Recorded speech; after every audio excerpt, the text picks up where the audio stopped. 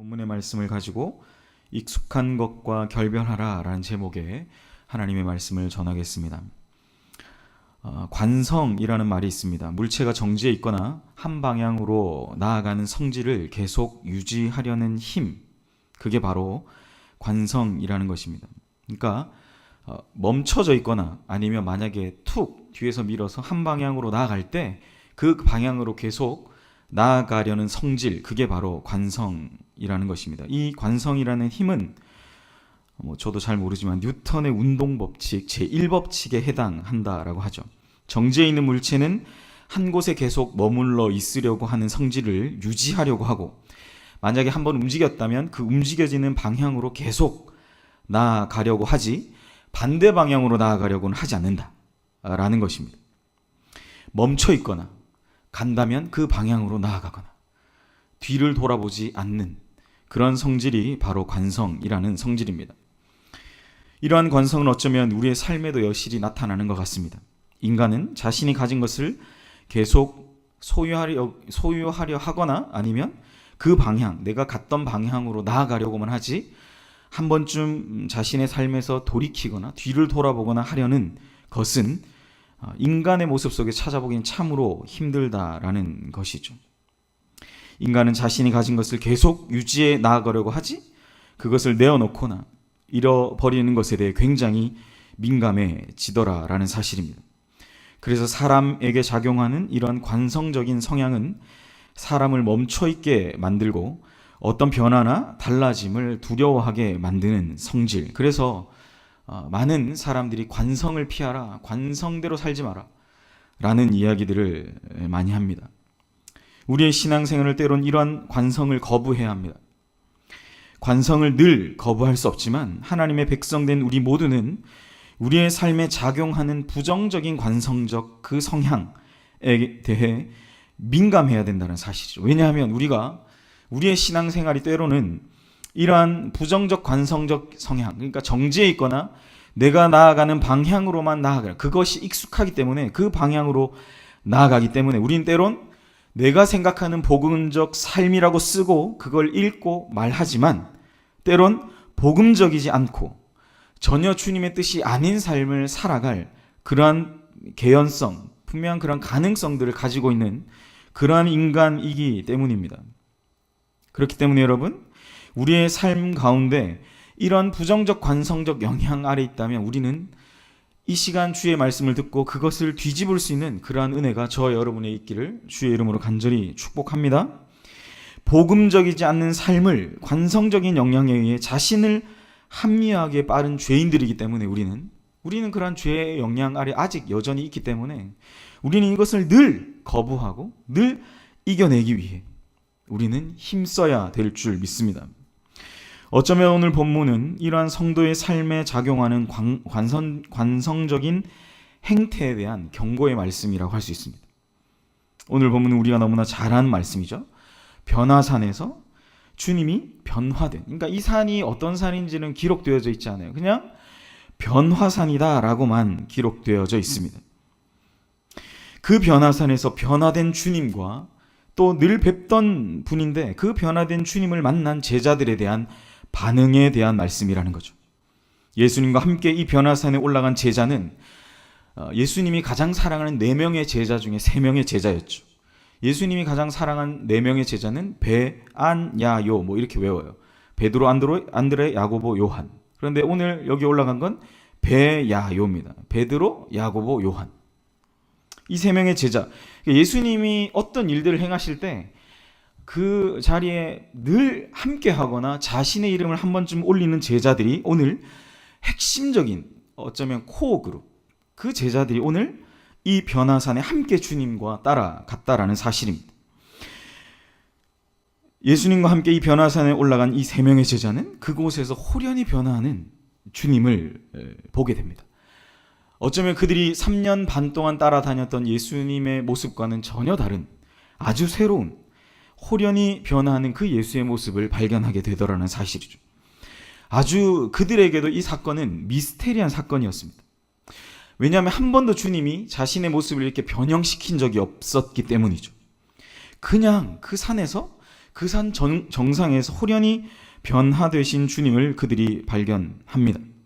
이렇게 호련히 변화되신 주님은 그곳에서 구약의 대표적인 인물이었던 모세와 엘리야, 우리가 너무나 잘 알죠. 모세는 율법의 대표, 엘리야는 선지자들의 대표. 그러니까 모세는 기록된, 성문화된, 그리고 구약 백성들이라면 무조건 암송하고 외우고 지키고 따라했던 율법의 대표자로서 그 변화산상에서 주님을 만나 뵙고 있고, 엘리야는 갈멜산에서 불을 떨어뜨릴 만큼 신령한 능력, 그러니까 우리가 뭐 대소선지서에 나타난 그 예언적인 말씀을 할 때 그 가운데 가장 상징적으로 대두되었던, 상징적으로 거론되었던 구약의 인물이 바로 이 엘리야라는 사람이라는 사실입니다. 그러니까 구약을 완전히 대표하는 이 두 명의 하나님의 사람과 그들과 함께 말씀하시는 예수님을 그 제자들이 보게 되었다라는 사실이죠.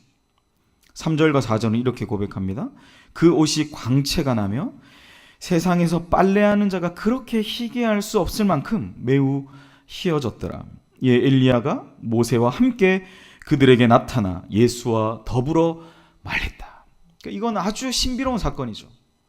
우리는 어쩜 이 변화산의 사건을 너무나 쉽게 대하고 너무나 익숙하게 대하는지 몰라도 예수님을 3년 반이나 따라다녔던 제자들에게도 이 사건은 아주 신비롭고 미스테리한 사건이라고 할 수 있습니다. 변화산이 어디라고 구체적으로 나타나 있지 않아요. 그런데 엿새 후에, 그러니까 본문의 배경이 되는 8장을 살펴보면 이 엿새 후라는 사건은 무슨 사건이 앞에 선행되냐면 가이사랴 빌립보라는 지역에서 베드로의 신앙 고백, 그러니까 이 신앙 고백 위에 뭡니까?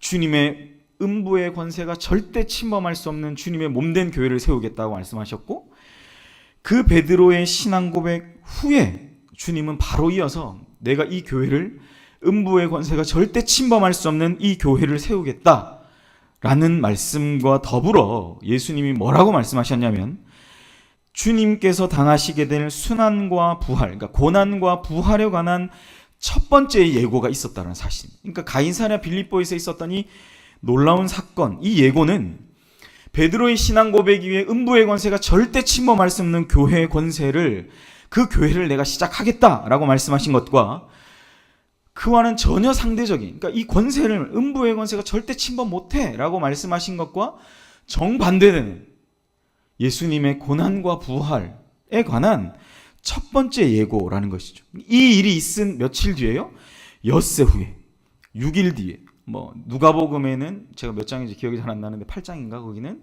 이 똑같은 사건을 기록하면서 8일 뒤에라고 얘기하는데 뭐 그건 중요한 게 아닌 것 같아요. 어쨌든 6일이든 8일이든 이 가이사랴 빌립보 지역에서 6일쯤 아니면 8일쯤 이동한 곳에서 있었던, 그 한 산에서 있었던 사건이다라는 사실입니다. 그래서 성경학자들의 연구에 의하면 아마 이 산은 다볼이라는 산이었을 것이다 라고, 뭐 이건 그냥 참고적으로 말씀을 드립니다. 가이사랴 빌립보 지역에서 6일 정도 내려오셨다는 것. 북쪽에 있는 가이사랴 빌립보라는 지역에서 남쪽으로, 남서쪽 방향으로 6일 정도 내려온 지역, 해발 588m 정도 되는 그 산, 평지 가운데 우뚝 솟아있는 산. 그래서 그 산 정상에 올라가면 주변을 바라볼 때 그렇게 풍경이 좋다라고 합니다. 혹시 성지순례 가시면, 저도 가긴 갔는데 다볼산을 못 가봤거든요. 가시면 한번 꼭 가보자고 하십시오. 바로 이곳, 우뚝 평지 가운데 우뚝 솟은 산이라 그 산 정상에서 내려다보면 너무나 아름다운 풍경이 펼쳐지는 바로 그곳. 여러분, 어쨌든 중요한 건 뭐예요? 그곳에서 예수님인 온전한 변화 가운데 나아가셨다라는 사실입니다. 이 제자들은 전혀 그들이 평소에 보았던 주님의 모습과는 전혀 다른 모습을 봤죠. 굳이 우리가 이걸 표현하자면 예수님이 이 변화산에서 희어진 모습, 그리고 완전한 육체의 모습을 보이셨다라는 말씀은 어쩌면 예수님이 완전한 부활체의 모습을, 완전한 주님의 모습, 어쩌면 재림에서 다시 땅 가운데 오실 때의 그 모습인지도 모르겠어요. 그러니까 완전한 모습을 그들에게 보여주셨다라는 것을 보여주는 것입니다. 주님이 다시 오실 때 이러한 빛난 영광 가운데, 이러한 영광 가운데 내가 너희들에게 올 것이다라는 것을 잠깐 보여주셨다라는 사실이죠. 어쩌면 우리 신앙생활 가운데 이러한 주님의 영광 가운데 들어가는 것은 우리에게 너무나 필요한지도 모르겠습니다. 중요한 것은 오늘 이 주님의 영광스러운 변형에 대한 제자들의 반응이 중요한 것이죠. 그 영광 가운데 5절에 베드로가 이렇게 고백하지. 베드로가 예수께 고하되 랍비여, 우리가 여기 있는 것이 좋사오니, 우리가 여기 있는 것이 좋사오니. 우리가 초막 셋을 짓되 하나는 주를 위하여, 하나는 모세를 위하여, 하나는 엘리야를 위하여 하사이다 하니. 베드로는 자기의 열심으로 이 영광 가운데 계속 있기를 원한다라는 어쩌면 다소 긍정적인 반응을 보였습니다. 그런데 이게 정말 주님의 뜻이었을까요? 우리는 반문해야 된다는 사실이죠. 여러분은 이 베드로의 고백이 어떻게 느껴지십니까? 여기가 좋사오니, 내가 가고 있는 지금 이 길이 좋사오니, 내가 지금 주님께 이런 열심을 보이는 것이 주님 이게 좋은 것 아닙니까? 근데 여러분, 사실 이 베드로의 고백이 주님이 보실 때는 좋은 고백은 아니었던 것 같아요. 사실 베드로의 이와 같은 어떤 실수, 내가 여기가 좋사오니 주를 위한 열심으로 내가 이걸 하겠다라는 것에 대한, 그것에 대한 약간의 어떤 거부의 말씀. 근데 이게 8장에도 똑같이 나와 있어요. 주는 그리스도시요 살아계신 하나님의 아들이라는 위대한 신앙 고백 후에, 그 베드로의 고백 위에 교회를 세우겠다라는 그 영광스러운 사건 이후에 바로 따라 나오는 이 주님의 순환과 부활에 관한 첫 번째 예고를 베드로는 받아들이지 못합니다. 이 주님의 뜻을 받아들이지 못해요. 자기가 이 주는 그리스도여 살아계신 하나님의 아들이십니다 영광스러운 고백에, 이야 베드로 너 정말 최고다, 내가 너의 그 고백 위에 내 교회를 세우겠다, 음부의 권세가 절대 침범할 수 없는 내 교회, 이 반석과 같은 고백 위에 내 교회를 세우겠다라고 말씀하신 그것 따라 나온 베드로의 고백이라는, 정말 그것이랑은 정말 믿을 수 없는 그런 참담한 고백이 나타나 있다는 사실을 8장 32절에 베드로가 이렇게 얘기하는 거예요. 주님의 순환과 부활을 인정하지 못하네, 드러내놓고 이 말씀을 주님께서 하시니 베드로가 예수를 붙들고 항변하며, 그 말은 뭐냐면 이 일이 절대 일어나지 않기를 원한다. 예수님께서 고난받으실 일도 없고 예수님이 다시 살아나야 될 일도 없다라는 사실을 그는 항변하며, 예수님 제발 이 일이 없기를 원한다라고 그는 고백하고 있다는 사실입니다. 중요한 건 뭐예요, 여러분? 예수님은 이 고백 위에 내가 영광스러운 내 교회를 세우겠다라고 말씀하시고, 그런데 내가 이 교회를 시작하기 위해선 내가 이 고난 가운데, 너희들은 받아들일 수 없지만 내가 이러한 비참한 가운데 나아가야 된다는 사실을 주님은 그게 내 뜻이라고 말씀하셨는데 누가 인정하지 못하는 겁니까? 베드로. 오늘날은 누구예요? 저 여러분. 우리는 그걸 인정할 수 없다라는 거죠. 우리가 갔던 그 길을 가야 되니까요. 이게 주님의 뜻이라고 고백하는 그 길을 우리는 가야 되니까요. 그게 우리의 관성이니까요. 신앙적 우리의 삶의 관성이니까요. 우리는 주님의 뜻이라고, 이게 주님의 뜻이라고 써도, 주님이 이것이라고 말씀해도 우리는 그걸 분별하지 못하는 그러한 비참한 삶을 살아가게 되더라는 사실이죠. 여러분, 신앙적 삶을 살아간다라는 건 어떤 것입니까? 주님의 뜻을 제대로 이해하는 것 아닙니까? 우리의 삶이 내 기준과 내가 살아왔던 신앙적 패턴에 그냥 익숙해서 그렇게 말하고 쓰고 이게 복음적 삶이야 라고 살아가는 것이 아니라, 때로는 우리가 모든 것을 다 뒤집어내더라도, 내 안에 있는 모든 것을 다 토해내듯 하나님 앞에 정말 통회자복하며 나아가더라도, 여러분, 우리는 우리의 모든 것 다 뒤집을 때가 있어야 된다는 사실입니다. 주님이 죽음과 부활을 말씀하셨을 때 제자들은 아무도 이런 일들이 일어날 것, 그리고 이해하지 못했다는 사실이죠. 주님이 그 길을 걸어가겠다. 여러분, 공관복음에 공통적으로 나타납니다. 3번이나 주님이 이 죽음과 부활에 관한 예고를 하셨음에도 불구하고 제자들은 아무도 그걸 이해하지 못했고, 제자들은 아무도 그걸 받아들이지 못했고, 전부 다 제자들은 주님이 이 일이 일어나지 않기를 원한다라고 그들은 그렇게 말합니다. 주님의 뜻을 주님이 3번이나 말씀하셨는데도 불구하고 그들은 주님의 그 뜻을 마치 모래 위에 글자 쓴 것처럼 다 지워버리고, 주님 이렇게 하시면 안 되죠, 주님 이렇게 하셔야죠, 주님 이렇게 다시 쓰셔야죠 라고 말하며 자신의 뜻을 쓰고 자신의 뜻을 개진하고 있다는 사실입니다. 여러분, 우리의 신앙생활에도 이러한 일들이 얼마나 심각하게 나타나는지 모릅니다. 제자들은 아무도 그것을 이해하지 못하고 오히려 왜? 주님이 도대체 왜? 하나님의 나라를 시작하신다고 말씀하시고 메시아 되셔서 정말 그 구약에서부터 무너졌던 모든 것을 회복해 하시는 그 주님이 도대체 왜? 로마라는 그 제국에 맞서서 싸워야 될 그 주님이 왜? 예수님이 나중에 십자가 달려 돌아가실 때 죄목이 뭔지 아시죠? 여러분, 로마 황제에 대한 반역이었습니다. 그게 예수님의 죄목이었죠. 제자들은 그거였어요. 바리새인과 사두개인이 죄목으로 달아났던 그걸 원한 겁니다. 정치적 메시아, 세상을 다 전복하고 이스라엘, 이 혈통적 이스라엘 중심으로 한 그 나라를 수복해달라. 그러니까 주님 제발 주님이 죽는다는 얘기 하지 마세요. 이런 얘기 하지 마세요. 이건 주님 뜻 아니에요. 라고 그들은 계속 반문하고 있는 겁니다. 요한복음 14장에 주님이 그 길을 걸어가겠다라고 말씀하실 때 여러분 아시죠? 도마와 빌립이 절대 그런 일이 일어나지 않게 해달라고 얘기하는 거예요. 주님이 가시는 길 우리 모르겠으니까 얘기하지 마세요. 그러니까 주님 뭐라고 말씀하세요? 내가 곧 길이요, 내가 곧 진리요, 내가 곧 생명이다. 너희들은 이 길을 모른다라고 말씀하신 거예요. 그런데 뭡니까? 그들이 나중에 사도행전에 이 성령을 다시 받고, 그러니까 여러분 예수님을 우리가 믿는다라고 얘기해도 정말 성령의 충만한 역사 가운데 거하지 못하면 주님의 뜻이 뭔지 아무도 이해하지 못하는 거죠. 우리는 그렇게 쓰고 복음적 삶이라고 쓰고 읽고 말하고 있지만 정말 주님의 뜻이 뭔가를 우리는 분변치 못하는 시대를 살아가게 되더라는 사실, 바로 이거죠. 우리가 삶의 관성에 젖어버리면 우리는 주님의 뜻을 호도하기 쉽습니다.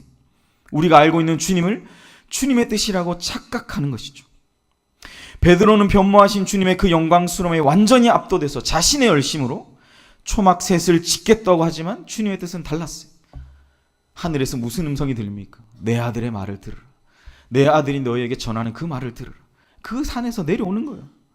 그 산에서 내려와서 그 뒤에 바로 행하시는 그런 정말 가난한 자, 질병 걸린 자, 간질들, 각색병들 걸린 자들에게 찾아가서 정말 그들에게 자유케 하고 해방케 하는 복음을 전하는 그 사역들을 감당하는 것이었다는 사실. 그냥 내 영광에 취해서 내 은혜에 취해서 그 자리를 깔고 초막셋을 짓겠다라고 그 자리에 머물러 있는 것이 아니라, 관성적 행태로 그 자리에 머물러 있는 것이 아니라, 때로는 주님이 그 순환당하시고 죽음을 준비해야만 하셨던, 자신이 만든 피조물에 의해 채찍질을 당해야만 했던 초라하고 약하지만 그 주님께서 불러주시는 그 자리 가운데 거하고 처하며 나아가는 바로 그것이 바로 주님의 뜻이었다는 사실이죠. 주님이 그것을 기뻐하셨다는 사실이죠. 제자들은 이렇게 주님을 오해했습니다. 주님의 뜻이라며 자신의 마음대로 살아가기를 원했다는 사실이죠. 사랑하는 여러분, 오늘 한국교회가 그 영광스럽고 찬란한 역사를 뒤로 한 채 이제는 웬만한 이단들이 막 쳐들어와서 얘기해도 아무 말도 하지 못하는, 항변하지 못하는 그런 시대에 살아가죠. 어쩌면 수치스러운 역사 가운데 살아가는지도 모르겠습니다. 사회 곳곳에서 교회여, 그것이 진정 너희가 섬기는 주님의 뜻이냐라고 반문하지만 여러분, 우리는 그것에 대해 마땅한 답을 내놓지 못하는 가운데 있죠. 왜요? 우리는 그동안 해왔던 이건 주님의 뜻이야라는 그런 관성적 행태로 가기 때문입니다. 사실은 몇 주간 있었던 한 교회의 사건 때문에 한국교회는 아주, 여러분, 우리가 하지도 않았는데 마치 우리가 한 것처럼 수치스러운 일을 당하지 않습니까, 여러분? 교회의 뜻이라면 모르겠습니다. 뭐 한 개인의 뜻인지 정말 교회의 뜻이고 주님의 뜻인지 모르겠는데 그걸 반대하는 사람은 전부 막이다. 뭐 그런 일을 언론에 매스컴에서 막 떠들어 대잖아요, 여러분. 우리는 정말 주님을 섬긴다고 말하고 그렇게 쓰고 읽고 말하며 열심히 살아가지만 우린 돌아봐야 돼요. 진정 예수의 뜻이 뭔지 말입니다. 내가 가지고 있는 것도 다 내려놓을 수 있는 것이. 여러분, 사실 이게 어쩌면 한국교회가 이런 기로에 서 있는 거예요. 왜 젊은 사람들이 교회를 거부할까요? 왜 젊은 사람들이 교회에 대해서 신앙생활 했던 친구들이 왜 교회에 대해 조롱할까요? 그들이 성경을 몰라서 그럴까요? 그들이 진리를 모르기 때문에? 아니죠. 저는 그렇게 생각하지 않습니다. 오히려 그들은 더 진리에 충실해 있는지 몰라요. 그걸 받아들이지 못하는 관성적 행태, 우리가 우리 스스로를 돌아보지 못하는, 우리 자신을 쳐서 주의 뜻에 복종케 함이 없는, 여러분 그 기로에 서 있다는 사실이죠. 찬란한 교회의 영광스러운 이 역사를 이어갈 것인지, 아니면 이대로 세상의 우려와 그 염려 속에서 그대로 내리막길과 추락할 것인지, 그런 기로에 우린 서 있습니다. 사랑하는 여러분, 우리는 주님의 뜻을 분별해야 돼요. 우리의 기도가 단순히 이 세상에 잘 먹고 잘 살고 내 병이 낫고 내 이 부가 유지되어지는 것, 이런 기도에 머물러 있어서는 안 되고, 뭡니까? 주님의 뜻을 분별하고 그 뜻에 충실한 자들로 세워져야 할, 여러분 사실은 교회는 이 역사적인 시점에 서 있다라는 사실입니다. 우리 교회와 정말 음부의 권세가 절대 침범할 수 없는 이 영광스러운 이 주님의 몸된 교회와 또 저와 여러분을 향한 하나님의 뜻을 구하며 나아가야죠. 세상 속에서 정말 믿는 자들의 신앙을 부러워하고, 여러분 제가 반복적으로 말씀드리죠, 그 연합과 하나됨을 부러워했던 여러분 그 교회의 찬란한 영광을 우리가 알지 않습니까? 그 영광 가운데 우리는 주님을 섬기러 들어가야 된다는 사실이죠. 내 열심으로 내가 여기 있는 게 좋으니까 그냥 내 열심으로 초막셋을 짓자라는 것은 결코 주님이 원하시는 것이 아니다라는 것, 여러분 우리는 기억해야 됩니다. 우리의 삶이 이러한 관성적인 행태로 그대로 멈춰 있거나 가던 대로 그냥 가는 것이 아닌, 생각 없이 그냥 가는 것이 아니라 정말 하나님의 말씀이 있다면 돌이켜야 할 것들이 있다면 돌이켜야 하고, 우리가 정말 하나님 앞에 가슴을 치며 울어야 한다면 우리는 그 앞에 주님 앞에서 가슴을 치며 울어야 하죠. 그러한 눈물이 사라지면, 그러한 울음이 사라지면 우리에겐 소망이 없는 것입니다. 여러분 마태복음 26장 40절에 예수님이 가르쳐 주신 기도가 그런 것 아닙니까? 겟세마네의 기도가 제자들에게 오사 그 자는 것을 보시고 베드로에게 말씀하신, 너희가 나와 함께 한시도 이렇게 깨어서 있을 수 없더냐. 44절 또 그들을 두시고 나아가 세 번째 같은 말씀으로 기도하신 후에 45절 이제 제자들에게 오사 이르시되 이제는 자고 쉬라. 보라 때가 가까이 왔으니. 주님이 세 번에 걸쳐 말씀하신 순환에 관한 것을 반복적으로 말씀했지만, 그리고 겟세마네 기도에 세 번이 나가서 너희는 나를 위해 기도하라. 정말 피가 되어 내리듯이 기도하셨던 그 주님을 그들은 뒤로 한 채 잤습니다. 주님의 뜻을 몰랐으니까요. 주님이 어떤 걸 원하시는지 몰랐으니까요. 나중에 그들이 성령을 받고 제자에서 12사도로 변화했을 때 그들이 얼마나 그 주님 앞에 울었을까요, 여러분? 그들이 그것을 회고하면서 이 사복음서 공감복음을 쓴 거 아니겠습니까? 그들은 다 기억났던 거예요. 나중에 그 성령 받은 후에 그들이 복귀하면서 주님이 이런 마음으로 이것을 말씀하셨구나. 예수께서 이것을 우리에게 말씀하셨구나. 여러분 그들은 그 주님의 뜻을 복귀하며 이 공감복음과 그들의 뜻을 우리에게 전하고 있다는 사실을 우리는 분명히 기억해야 합니다. 말씀을 정리하겠습니다. 베드로가 예수께 여쭈어 이르되 주여 우리가 여기 있는 것이 좋사오니 만일 주께서 원하시면 내가 여기 초막셋을 짓되 하나는 주님을 위해, 하나는 모세를 위해, 하나는 엘리야를 위해 하리이다. 베드로의 마음은 어떤 마음이었을까요? 여기 그냥 초막셋 짓고 사는 것이 뭔가 안정되고 좋을 것이라고 생각하며 그것을 짓겠다라고 하지 않았겠습니까? 그 전에 가이사랴 빌립보에서 예수님이 말씀하셨, 베드로야 나는 네가 말한 그 뜻이 내 뜻이 아니야. 여러분 베드로는 금세 바로 6일 만에 다 잊어버렸던 거죠. 우리도 뭔가 안정적인 것, 관성적인 삶을 원할 때가 있을 것입니다. 가정을 꾸리고 아이를 키우며 어떻게 하면 편안하게 살 수 있을까라는 것이 우리의 삶의 초점이 되고 주님을 그렇게 원하며 살아가는 삶을 그렇게 많이 생각하는 것 같아요. 제가 그게 잘못됐다라는 거 아닙니다. 그러니까 제가 말씀드렸죠. 모든 관성적 행태를 제가 잘못됐다라고 말씀드리는 게 아니라는 거. 그런데 우리 삶에 찾아오는 이러한 편안함만을 추구하는 것을 말씀드리는 거예요, 여러분. 우리의 생각과 이상을, 우리가 그렇게 편안한 삶을 추구하지만 정작 우리의 삶은 어떻습니까? 진짜 편안한 삶이 없잖아요. 늘 쫓기듯 살아가지 않습니까? 그래서 이 밤에 나오신 거 아니에요? 주님의 뜻을 구하며 주님 도와달라고. 내가 여전히 이 가운데 처해 있지만 여전히 변하지 않는 내 삶의 모습 때문에 괴로워하며 고통하며 여러분 이 기도의 자리 가운데 나오신 것 아닙니까? 편안함만을 추구하는 것이 주님의 길이 아니라는 사실을 기억하시는 저와 여러분이 이 밤이 되시기를 주의 이름으로 간절히 소망합니다. 우리가 생각하는 그냥 그래왔던 더 편안하고 좋은 환경이 아닌 것이 주님의 뜻일 수 있다는 사실을 우리는 기억해야 합니다.